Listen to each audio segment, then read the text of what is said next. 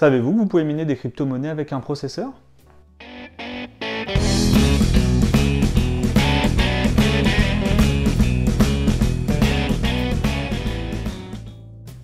Bonjour, bienvenue sur la chaîne de Mineurs mais pas que. Je m'appelle Benjamin et ici nous parlons du minage de crypto-monnaies mais pas que. Dans la vidéo du jour, nous allons voir comment miner des assets numériques avec vos ordinateurs et plus précisément avec vos processeurs d'ordinateur, qu'ils soient spécialisés pour le minage de crypto-monnaies ou non. Avant d'aller plus loin, pensez à vous abonner et activer les notifications, autrement vous risquez de louper les futures vidéos. Et également pensez au petit pouce en l'air de YouTube et aux commentaires pour partager avec moi votre humeur sur le sujet abordé. Je tiens également à vous préciser que cette vidéo n'est pas un contenu sponsorisé, ni un conseil en investissement. Je partage simplement avec vous mes expériences et mes choix d'investissement. Je vous mettrai également à disposition en description tous les liens utiles concernant les applications dans lesquelles je vais vous présenter aujourd'hui. Mineur mais pas que, dans quel cas on peut utiliser le minage en CPU? Très bonne question. J'aurais tendance à répondre à cette question que dès que votre ordinateur n'est pas utilisé ou s'il s'agit d'une machine dédiée, et bien sûr, à condition que la rentabilité le permette. Je vous mettrai également dans les fiches ici la vidéo toujours d'actualité sur comment définir la rentabilité d'une installation, que ce soit carte graphique ou CPU, c'est les mêmes procédés et les mêmes sites qui peuvent vous donner les rentabilités. Pour commencer, il faut savoir qu'il y a moins d'algorithmes minables via des processeurs que par des GPU. D'après mes recherches, à l'heure actuelle, ça ne représente qu'environ 110 coins répartis sur un peu plus de 5 algorithmes. Ces algorithmes, pour les plus connus, sont le RandomX, utilisé notamment pour le Monero. On a également le Argon 2D ou 2i, puis il y a le YesPower, le YesCrypt et également plusieurs autres petits algorithmes moins connus. Une fois que vous avez identifié votre crypto-monnaie à miner et quel est son algorithme qui se mine par processeur, il vous faudra trouver le mineur capable de les miner avec un processeur, car tous les mineurs ne font pas cette fonctionnalité. Vous pouvez utiliser bien sûr NiceHash sous Windows ou sa version OS qui intègre cette technologie de minage via des processeurs. Cependant, NiceHash ne listant pas tous les coins, des fois vous ne pourrez pas utiliser NiceHash. Donc dans ce cas-là, il faudra utiliser soit sous iOS ou une application tierce ou Windows, un mineur dédié. Après quelques recherches, les mineurs les plus connus permettant le minage sur CPU sont le XMRig, le Wyvern, le CS Miner, le CPU Miner et GCE CPU Miner. Donc nous, pour cet exemple, je vais partir sur le coin Monero et le XMRig. N'hésitez pas à me dire en commentaire, surtout si vous souhaitez que je fasse une vidéo pour les autres mineurs et vous montrer comment ils fonctionnent sous Windows. Allez, c'est parti sur l'ordinateur. Pour commencer, donc, on va aller sur Google. Dans Google, on va taper XMRig, qui est le nom du mineur. Alors, moi, je ne vais pas sur xmrig.com, je vais sur GitHub. Alors, quand vous ouvrez, vous tombez sur une version. Faites toujours attention, allez sur la version téléchargement et binary released. Ça va vous donner la liste de toutes les versions du mineur qui existent et du coup, ça va vous permettre de vous assurer que vous prendrez la dernière version. Donc pour ça, moi je prends la dernière version. Je vais ensuite descendre, scroller un petit peu, chercher la version qui correspond à mon système d'exploitation. Je suis sur Windows. Donc là, je vais prendre la version de Windows et je le télécharge. Donc une fois téléchargé, là, on va aller dézipper le mineur. Alors là, attention, prudence. Autant pour le téléchargement, l'antivirus n'a pas besoin d'être désactivé, autant pour la partie dézippage, là, il faut désactiver l'antivirus.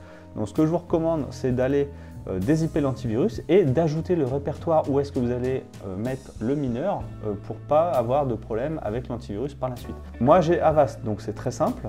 Je copie le chemin ici. Je vais lancer Avast, aller dans Menu, Paramètres et aller dans Exception. Et dans Exception, je vais faire ajouter une exception et je vais coller le chemin où je vais télécharger ou extraire tous les éléments du mineur. Donc là, par exemple, je vais le mettre dans Téléchargement directement, j'ajoute l'exception, je referme Avast et je fais clic droit, Extraire tout. J'extrais tous les éléments et voilà. Maintenant, je vais aller dans le dossier. Voilà comment se présente le logiciel. Alors là, il ne fonctionne pas comme les autres mineurs avec des points bat. Donc ce qu'il faut faire, c'est retourner sur le GitHub du mineur. Sur le GitHub, vous allez voir sur la partie notes ici, vous avez le Configuration Wizard. Donc vous allez dessus, vous faites Nouvelle configuration. Donc là, il vous demande la pool. Donc vous sélectionnez la pool. Moi, pour l'exercice ici, je vais prendre NanoPool. Donc je vais mettre mon adresse de wallet. Pensez bien sûr en amont à extraire votre adresse de wallet de votre porte-monnaie pour pouvoir recevoir les crypto-monnaies. Vous la collez ici. Ensuite, si vous êtes en Europe, vous laissez Europe. Si vous êtes ailleurs, vous sélectionnez votre zone géographique, la plus proche de chez vous. Vous validez.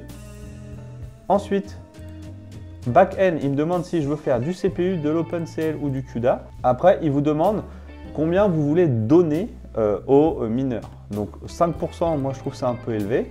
Je vais mettre que 1%. Et ensuite, je fais résultat. Donc là, il vous donne le fichier de configuration qui est ici. Et ici, sur Windows, toute la partie ligne à mettre dans votre paramétrage. Donc là, je fais copier. Je retourne dans mon dossier du mineur. Je vais prendre SoloMin. Je vais le faire copier-coller. Lui, je vais le renommer parce que j'aime pas travailler sur le fichier directement. Je préfère toujours en faire une copie pour pouvoir avoir le fichier natif d'origine. Donc, je le renomme. Je fais toujours un clic droit, modifier. Ici, ce qu'on va faire, c'est qu'on va aller remplacer cette phrase-là par celle qui a été donnée dans le configurateur Wizard. Donc, vous la reprenez, vous la collez dedans, voilà, et après vous enregistrez, vous fermez et vous le lancez. Et voilà, vous pouvez commencer dès maintenant à miner du Monero avec votre ordinateur. Donc une fois que vous avez lancé l'application, il va commencer à miner avec votre processeur. Et donc là maintenant, vous attendez et au bout d'un certain temps, donc, vous allez aller sur Nanopool. Et sur Nanopool, on va mettre l'adresse du wallet pour vérifier que le mineur a miné comme il faut. Mais pour ça, il faudra attendre qu'il trouve un premier share positif avant. Donc vous allez sur Nanopool. Une fois que vous êtes sur Nanopool, vous reprenez votre adresse de wallet. Vous la collez ici dans la barre et vous faites rechercher. Et en fait, tant que vous n'avez pas trouvé de premier share, il ne va pas vous le faire. En général, il faut 15 à 20 minutes le temps que tout se mette en place et que le mineur se synchronise. 5 minutes later. Donc voilà, après quelques minutes, quand on rafraîchit la page, on voit donc le tableau de bord avec toute la partie des shares que notre mineur a pu transmettre au réseau. Et si vous continuez, en fait, vous allez pouvoir suivre l'évolution de votre minage avec votre ordinateur et voir quels sont les revenus que vous allez générer en minant avec votre processeur quand vous n'utilisez pas votre ordinateur. Voilà, c'est fini pour aujourd'hui. J'espère que vous avez aimé la vidéo. Vous voyez, finalement, ça n'est pas si difficile que ça et c'est assez rapide de mettre en place le minage via CPU. N'hésitez pas à partager avec moi tous vos commentaires et recommandations. Pensez également à vous abonner et à liker la vidéo pour rester informé des futures publications. Un retweet serait également grandement apprécié pour le soutien à la chaîne. Pour rappel, le rythme de sortie actuel des vidéos est de une vidéo toutes les 2 semaines. Et en fonction de vos retours, commentaires, j'y ajouterai des vlogs et également des shorts pour pouvoir répondre à vos questions. Allez, à bientôt!